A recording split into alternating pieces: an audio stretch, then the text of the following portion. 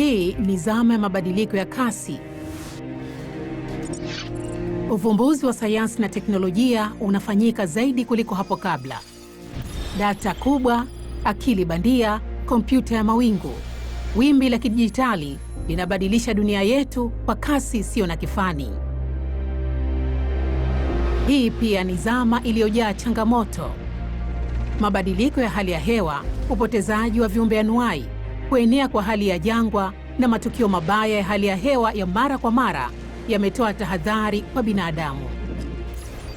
Changamoto mpya, fursa mpya.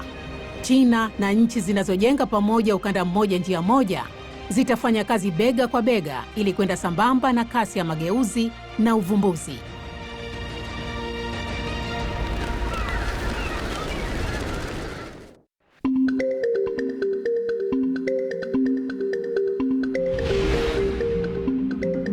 Kilomita 120 magharibi mwa mji mkuu Phnom Penh, tunafika katika mkoa maarufu kwa kilimo cha maembe wa Cambodia, Kampong Spo. Mandhari ya kijani isiyo na mwisho inakuza mavuno kwa furaha. Samba, mkulima wa matunda katika mkoa wa Kampong Spo nchini Cambodia, leo anapeleka maembe yaliyovunwa kwenye kiwanda cha karibu cha Wachina. Baada ya kuangalia ukubwa, wadudu, mabaki ya dawa na utamu, maembe yote ya Samba yaliuzwa vizuri. Kutokana na kusainiwa kwa mkataba wa RCEP, matunda zaidi ya Asian yanaweza kuingia China bila ushuru, jambo ambalo linampa Samba fursa zaidi za kuuza nje. Lakini mwanzoni maembe ya Samba yalirudishwa mara kwa mara yalipopelekwa. Awali, wakati wakitumia njia ya upandaji huru, shamba la matunda lilikuwa likikabiliwa na magonjwa na wadudu kila wakati. Hata ukubwa wa maembe pia ulikuwa tofauti na mara nyingi haufikii vigezo vya ununuzi. Ujio wa wataalamu wa China umeleta mabadiliko. Maembe yetu yanavunwa na kusafirishwa nje bila ya matawi wala majani. Kwa hiyo leo umechuma maembe ya wilaya gani? Na ni maembe ya aina gani? Unahitaji kuweka kumbukumbu. Kuanzia kupanda, kuvuna, kufungasha, kuhifadhi, kusafirisha na kuuza nje, Cheng Chishen alimwelezea Samba masharti ya viwango vya China kwa matunda yanayoagizwa kutoka nje, na pia alimwelekeza mbinu za kufikia kiwango hiki. Ukitaka kutumia dawa za kuua wadudu kisayansi na kwa busara, basi matumizi ya mbolea pia ni lazima yawe ya kisayansi na ya busara. Tunahitaji kuanzisha mfumo wa upandaji na ulimaji wa mashamba wanaokidhi vigezo vya China na kutumia kanuni bora za kilimo. Vigezo, kanuni na utaratibu bila shaka ni mambo ya kufikirika tu kwa Samba, lakini utamu na rangi ya matunda ya sifa tofauti katika maabara vinaonyesha utofauti wa wazi wazi. Hii ndio nyama inayokidhi vigezo vya ubora wa juu vya kiwanda chetu.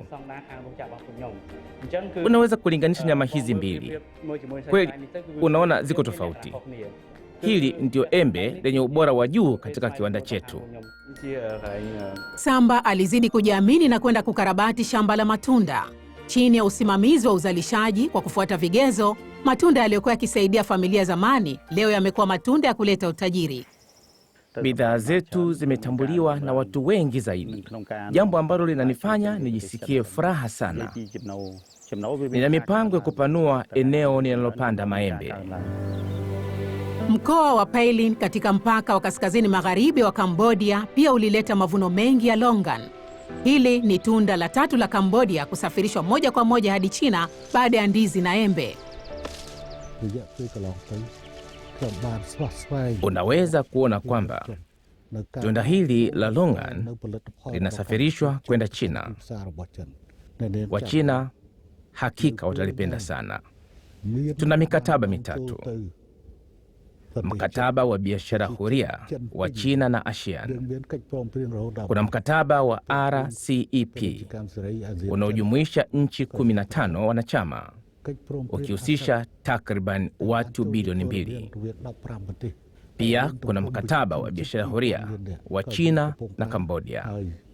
Hii ni fursa mpya kati ya China na Cambodia, kati ya China na ASEAN ndani ya kanda.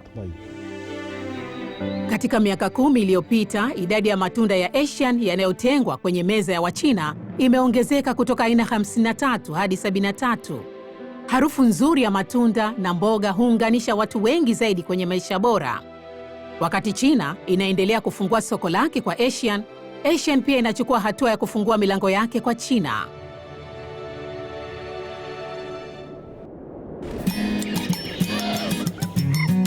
Mwezi Mei, Ghana inaingia kwenye msimu mzuri wa mvua. Mradi wa upanuzi wa bandari ya Tema unaendelea kwa kasi. Hiki kitakuwa kituo kikubwa zaidi cha usambazaji wa mizigo kaskazini magharibi mwa Ghana.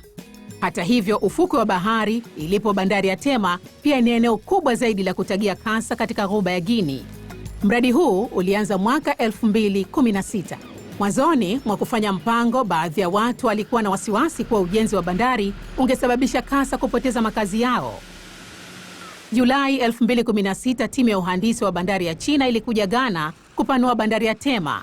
Wakati wa mchakato mzima wa ujenzi, timu ya wahandisi ya China ilitekeleza kwa ufanisi hatua ya ulinzi wa viumbe vya baharini.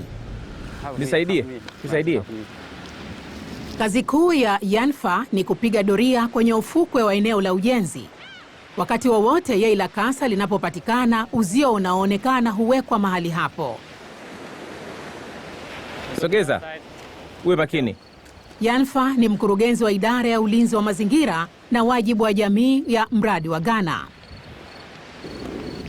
Nimeona. Hili hapa. Okay. Sawa. Nimeandaa mchanga. Nahitaji mchanga mkavu. Baada ya mradi wa upanuzi wa bandari ya Tema nchini Ghana kuanza, Manesa, mtaalamu mashuhuri wa kasa wa Ghana, akawa mfanyakazi maalum wa timu ya wahandisi ya China. Ili kulinda mayai yote ya kasa yaliyotawanyika, ikifuata mwongozo wa Manesa, timu ya ujenzi ikatenga eneo maalum kwenye ufukwe na kulifanya liwe kituo cha kuzaliana kasa. Unaona eneo hili? Naona eneo hili liko nje ya eneo la ujenzi. Naona eneo hili linafaa zaidi. Mchakato wa ubebaji mimba wa kasa ni tete sana kwa mazingira. Eneo linapaswa kuwa tulivu kiasi na kusiwepo na taa za usiku. Msingi unapaswa kuwa na mchanga mzuri na mkavu. Pia uwe juu kidogo kuliko ardhi ya eneo la karibu. Wakati wa kuchagua vifaa vya ujenzi, idara ya mradi pia iliepuka kwa makusudi matumizi ya vitu vya chuma. Sentimita 44, sentimita 45. Labda urefu huu. Sawa, ni huu. Wacha tufunike kwa mchanga mwembamba. Nipe mayai ya kasa. Manne. Katika bandari, gati 4 za kontena zenye uzito wa tani 1.5 zinaendelea kujengwa kwa kasi kubwa. Na katika kituo cha kuzaliana kasa, mayai ya kasa sasa yanasubiri kuanguliwa.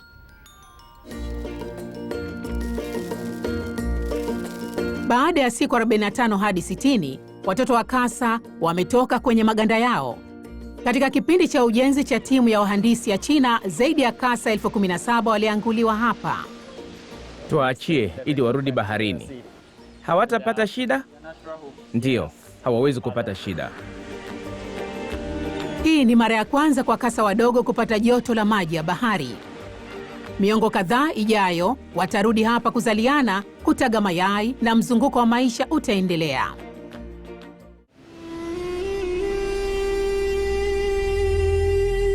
Kengele za ngamia za ushirikiano wa nishati ya kijani zinalia tena kwenye njia ya kale ya hariri. Dhana ya ushirikiano wa kunufaishana kwenye pendekezo la ukanda mmoja njia moja inaitikiana kutokana na majaliwa ya maelfu ya miaka. Moroko ikiwa mwanachama wa Jumuiya ya Nchi za Kiarabu, baada ya mkutano huu, ushirikiano mpya wa nishati na China ulikamilika haraka. Kwa kufuata mpango wa serikali ya Moroko, hadi 2025, idadi ya miradi mipya ya nishati nchini Moroko itafikia 50%. Katika miaka miwili tu, kituo cha kwanza cha umeme wa nishati ya jua cha Alizeti cha ukanda mmoja njia moja kilifanya kazi ndani kabisa ya jangwa la Sahara. Heliostati 7400 zinazunguka wakati jua linapochomoza na kutua. Mnara wa mita 248 unafyonza joto, unakusanya mwanga unaong'aa. Mradi wa nishati unaoshughulikia eneo la hekta 1400 unashikilia rekodi nyingi duniani. Wakati wa ujenzi, China iliipatia Moroko teknolojia bora ya nishati mpya. Vifaa vya kituo cha kuongeza nguvu ya umeme kutoka Shandong, transformer kuu kutoka Hunan, aina tofauti za kebo kutoka Jiangsu, seti kamili za vyombo kutoka Chongqing na watengenezaji wa viwanda husika wanawasiliana na Moroko katika umbali wa maelfu ya maili.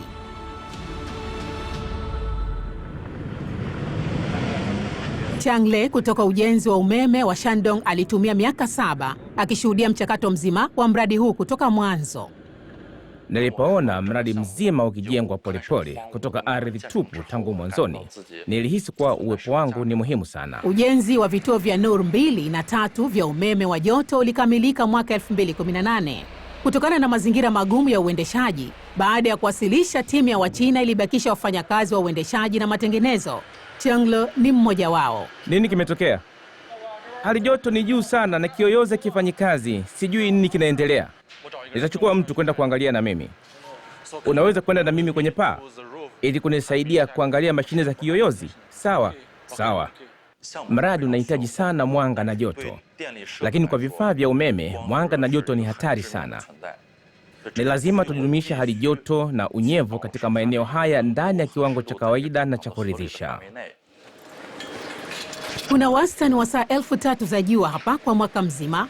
Joto la sehemu ya juu hufikia karibu nyuzi 75. Mazingira ya joto la juu na kali yanaweza kusababisha uharibifu wa vifaa. Kuondoa matatizo haya ndio kazi kuu ya Changle. Wacha tujitahidi kadiri tuwezavyo ili tuweze kufungua. Sawa? Sawa. Baada ya kuwasilishwa, mradi uliendelea kusaidiwa kiuendeshaji kwa miaka 5. Jambo hili ni nadra kufanyika katika miradi ya ushirikiano wa kimataifa. Sasa nimefungua valve ya kupita maji moja kwa moja. Nijulisha hali joto inaposhuka hadi kiwango kinachofaa. Sawa? Sawa, inaanza kushuka sasa. Hata muundo uwe mzuri kiasi gani, wakati mwingine unaweza usiendane na eneo, na hasa kwa hali ya hewa mbaya tulionayo. Kulingana na vifaa vilivyopo, tunatumia njia bora zaidi ili kupata matokeo tunayotaka. Katika kipindi cha miaka 2 ya ujenzi wa mradi wa Noor CSP, zimetolewa nafasi za ajira zaidi ya 6,000 kwa wenyeji. Katika miaka 5 ya uendeshaji na matengenezo, timu ya Wachina pia imetoa mafunzo kwa timu ya uendeshaji na matengenezo ya wenyeji. Mradi huu mkubwa unaoweza kukidhi mahitaji ya umeme kwa zaidi ya familia milioni 1 umefanya Moroko nzima ihisi mafanikio ya teknolojia mpya na pia kuwafanya wafuate kithabiti zaidi njia yao ya maendeleo ya nishati safi. Changle, ambaye amefanya kazi kwa bidii nchini Moroko kwa miaka 7, pia amepata mpenzi katika jangwa la Sahara.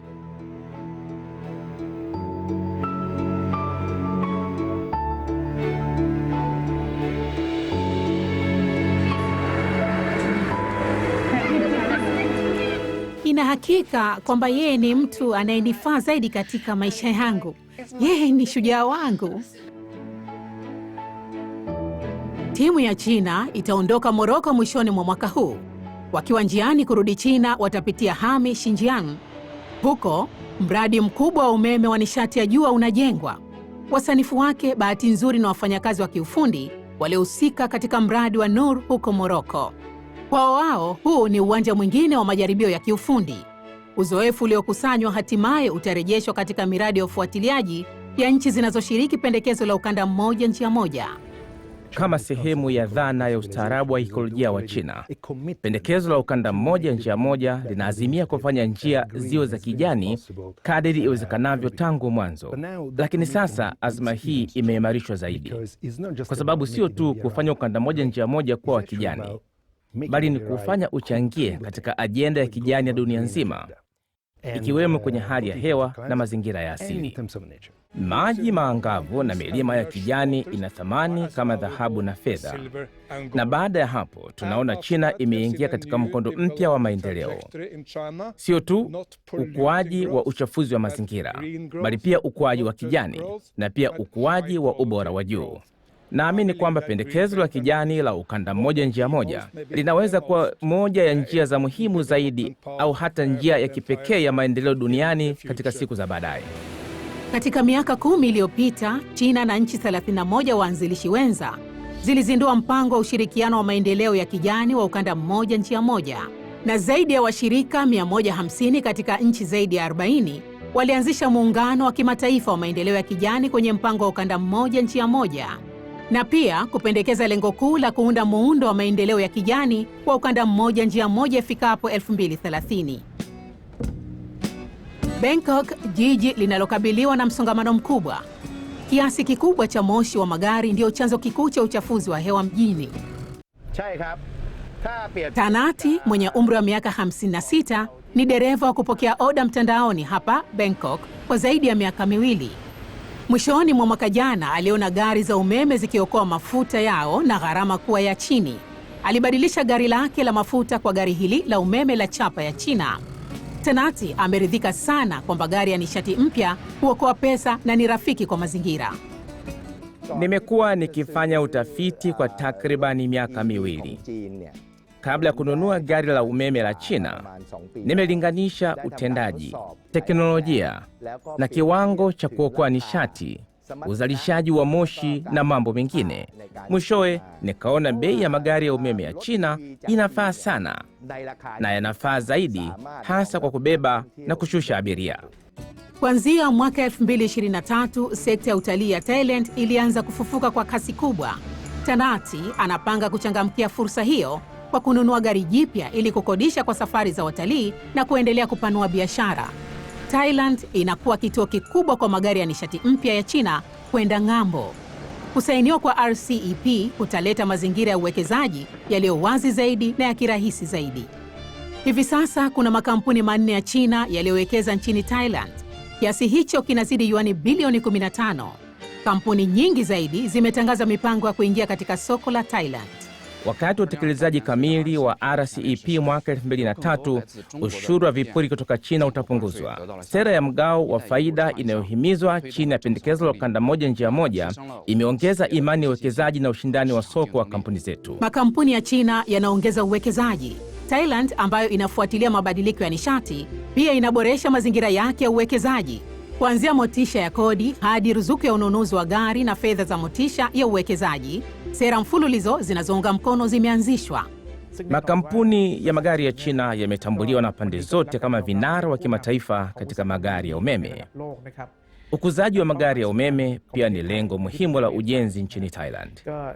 Ninaamini kuwa uwekezaji wa makampuni ya magari ya China nchini Thailand utaongezeka katika siku zijazo. Afghanistan, makutano ya ustaarabu kwenye njia ya hariri ya kale, nchi yenye historia tukufu. Ikiwa imenaswa katika machafuko kutokana na vita, zaidi ya asilimia 85 ya watu wanaishi chini ya mstari wa umaskini. Mazulia yanayotengenezwa kwa mikono ni sekta ya uti wa mgongo ya Afghanistan. Katika kiwanda huko Kabul, mkurugenzi wa kiwanda Walizada anapilika za kuandaa bidhaa kwa ajili ya maonyesho yaliyo umbali wa maelfu ya maili. Hivi karibuni bidhaa hizi zitaonyeshwa katika maonyesho ya 6 ya uagizaji ya kimataifa ya China yanayofanyika nchini China. Tangu arudi kwenye maonyesho ya mwaka 2022, maonyesho ya CIIE yamekuwa jukwaa analolithamini zaidi.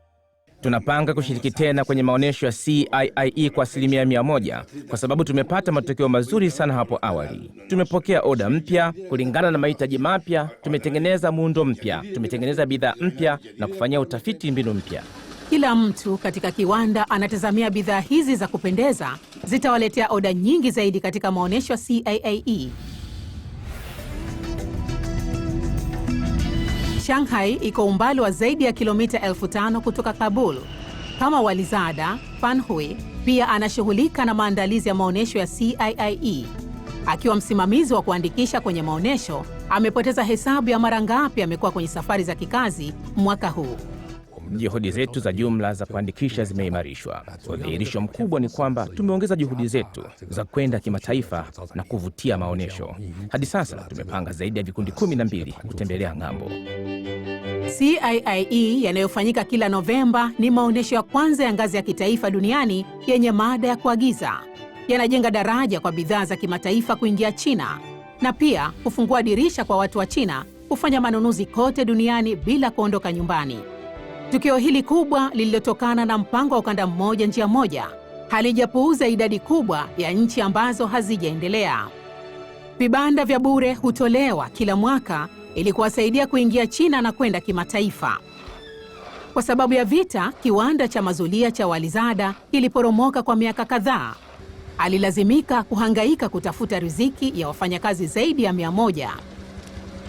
Wakati Walizada alipokuwa na wasiwasi, mwaka 2022 kupitia ubalozi wa China nchini Afghanistan, aliomba kibanda cha bure katika maonyesho ya CIIE. Oda walizopokea zilizidi matarajio yao. Baada ya kurudi nyumbani na idadi kubwa ya oda, Walizada alipanua kiwanda mara moja. Makumi ya wafumaji waliajiriwa na oda zikasambazwa kwenye maelfu ya karakana za familia. Wakati huo huo ndipo mfumaji Ilyas alikuja kiwandani. Hapa anaweza kupata Afghani 7,000 kwa mwezi. Unajua, ni vigumu sana kupata kazi nchini Afghanistan. Vijana wetu wengi hawana ajira. Bidhaa za mazuria zinatupatia mapato na kazi. Tunatarajia kupokea oda nyingi zaidi kutoka China. Kutoka bara la Asia hadi katikati mwa bara la Ulaya, kutoka uwanda wa juu wa Afrika Mashariki hadi milima Andes, waonyeshaji kutoka kote duniani wamepata fursa zao mpya katika maonyesho ya CIIE. Kijana kutoka Afrika Haitham ameleta machungwa, machenza na ndimu kutoka katika mji wao. Baada ya kushiriki maonyesho ya kwanza ya CIIE, mauzo yaliongezeka maradufu katika mwaka wa pili. Mfanyabiashara wa Hispania Miguel sio tu amefungua masoko mapya mvinyo wake katika maonyesho ya CIIE, bali pia amebadilika kutoka mwoneshaji hadi kuwa mwekezaji. Sasa anapanga kuwekeza yuani milioni 185 kujenga mashamba ya mizabibu moja kwa moja nchini China. Garces kutoka Chile ni mmoja wa wasafirishaji wakubwa wa cheri nchini. Tangu maonyesho ya CIIE ya kwanza, hajawahi kukosa hata mara moja. Sasa cheri za kampuni yake zinazouzwa China zinachukua 82% ya mauzo yote. Ili kusimamia vizuri soko hili muhimu zaidi, Garces alihamishia familia yake Shanghai. Maonyesho ya kimataifa ya uagizaji ya China inatoa fursa kwa makampuni ya kigeni kuonesha bidhaa zao na kufanya zijulikane vizuri katika soko la China. Tumekuwa tukishiriki katika maonyesho ya CIIE. Rais Xi na busara sana amesaidia kujenga biashara duniani kote. Alisema ilikuwa ni lazima kuja China. China ina sekta yenye nguvu ya mauzo ya nje. Ni moja ya nchi zilizofanikiwa zaidi duniani. Kama China itaendeleza sekta yake ya mauzo ya nje tu na iendelezi uagizaji, kunaweza kuwa na hatari fulani. Kwa hiyo ni vizuri China inachukua kila hatua kwa uangalifu ili kuhakikisha kwamba biashara inaendelea katika pande zote mbili. Kwa mfano, kufanya maonyesho ya kimataifa ya uagizaji ya China. Kwa hiyo China inaonyesha dhamira ya kuendeleza biashara baina ya nchi. Katika vilima vya kusini vya Himalaya, kila inapofika asubuhi inasikika sauti ya kusoma milimani. Miaka michache iliyopita, shule ya Srikar Devi ilibadilishwa kwa kukarabatiwa na kuwekewa vifaa maalum vya kufundisha mtandao wa internet. Lakini kwa sababu mtandao ulikuwa wa polepole, vifaa vipya havikutumika vizuri sana. Watoto wanatarajiwa kuijua dunia nzuri zaidi kupitia mtandao wa internet. Kebo ya mawasiliano kati ya China na Nepal ambayo hupitia milima ya Himalaya inaunganishwa kutoka bandari ya Geelong ya China. Wakati mtandao wa China unapoingia Nepal, sifa yake ilikuwa ni nzuri sana kwa sababu kasi ya mtandao wa internet imeongezeka. Kwenye kilima sio mbali na shule ya Srikar Devi, mnara wa kituo kipya cha msingi umesimama. Ni mojawapo ya vituo 4186 vilivyojengwa kwa pamoja na kampuni ya mawasiliano ya simu ya China na Nepal. Pia ni sehemu ya mtandao wenye ubora wa 4G unaofika Nepal nzima. Kutoka juu, 99% ya vituo vya msingi vinafika kwenye wilaya zote 77 za Nepal. Kwa sababu ya upatikanaji wa mtandao wa China, mtandao wa kasi ya juu umebadilisha kasi ya maisha ya watu. Wacha Nepal iendane na kasi ya dunia. Naamini miunganisho ya mtandao wa internet ya kasi ya juu itawezesha Nepal kujiendeleza kikamilifu katika nyanja zote, ikiwemo mahusiano ya nchi mbili, mahusiano ya kiuchumi na mahusiano ya kiutamaduni. Lagos, Nigeria. Andrew ni dereva wa pikipiki anayepeleka vifurushi wa kampuni ya usafirishaji ya China. Kwa maoni yake, hii ni kazi nzuri. Mapato yake ni mengi kuliko ya marafiki zake. Tangu niliposaini mkataba wa kuwa dereva huru, Naichukulia kazi hii kama ni biashara yangu, na kila kitu kimebadilika. Kila siku mamia ya pikipiki huzunguka kwenye mitaa ya Lagos. Bidhaa zinasafirishwa kwa njia ya haraka katika masanduku yenye ukubwa wa futi 2. Pia zimebadilika pole kutoka nguo na mboga hadi bidhaa za elektroniki za thamani ya juu kama vile simu za mkononi na vifaa vya michezo. Kifurushi kidogo kinashuhudia mabadiliko ya teknolojia ya kidijitali nchini Nigeria. Ning Yale ni meneja mkuu wa kampuni ya China ya upelekaji vifurushi tawi la Nigeria. Alikuja Nigeria mwaka 2020 na kuona Afrika ambayo ni tofauti kabisa na ile aliyoifikiria.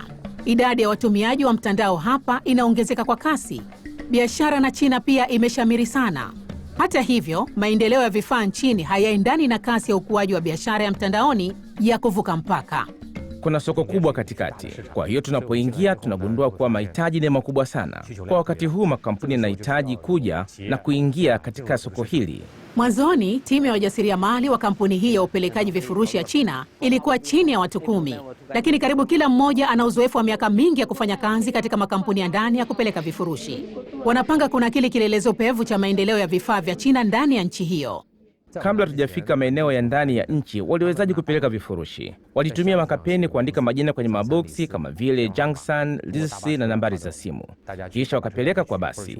Kila mtu anapaswa kwenda kuchukua kwenye kituo cha basi au kwenye kampuni ya vifaa. Baada ya kuja, tuliiga kielelezo cha hali ya juu zaidi cha China.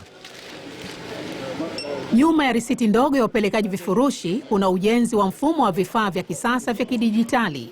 Pia kuna orodha ya makampuni ya upelekaji vifurushi ya China. Kielelezo chake ni ghala za ng'ambo na upelekaji wa ndani wa maili ya mwisho. Hili ndilo linalonivutia zaidi. Gao Chengxian sasa ndiye mtu anayesimamia ghala la ng'ambo la kampuni ya China ya upelekaji vifurushi. Baada ya miaka 3 ya maendeleo, ingawa ghala la nje ya nchi limefanyiwa upanuzi mara 3, bado haliwezi kukidhi mahitaji yanayokuwa ya ghala ya wateja. Hivi sasa maghala yetu ya ng'ambo yameanza kufanya kazi tangu katikati ya mwaka 2022. Tulikuwa katika hali ya kufilisika. Bidhaa nyingi za wateja hazikuweza kufikishwa. John, Mnigeria, amesoma na kuishi nchini China kwa miaka 13.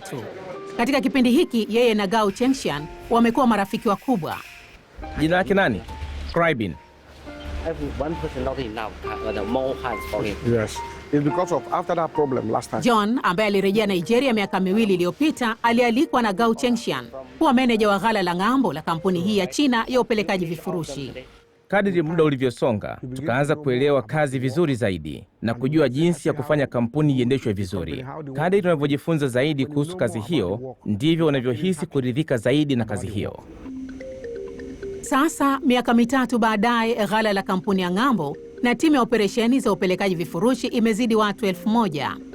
Wakitegemea maduka ya ndani, sehemu za kuchukulia vifurushi na makabati ya vifurushi, wameunda mtandao wa upelekaji kwenye vituo.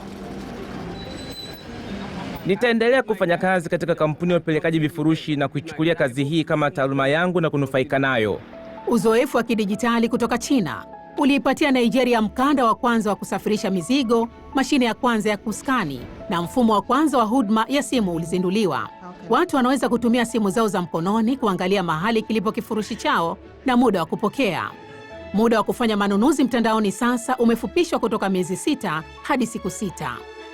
Kwa sababu watu wa China wenye uzoefu wamejiunga, sekta ya upelekaji vifurushi katika miji ya Nigeria yenye mikusanyiko inazidi kukomaa. Wakati huo huo, maeneo mengi zaidi ya vijijini yanaanza kukaribisha furaha inayoletwa na teknolojia ya mtandao wa internet. Kwa mabilioni ya watu, kasi na ukubwa wa maendeleo endelevu hutegemea muunganisho wa kidijitali.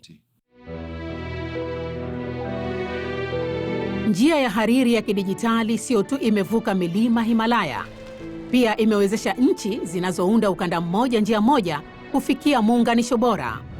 Nchi nyingi zaidi zinazoendelea zinaunganishwa katika dunia ya mtandao wa internet. Njia ya hariri ya kidijitali inayotegemea ushirikiano wa kina na mpana zaidi inajitokeza hatua kwa hatua.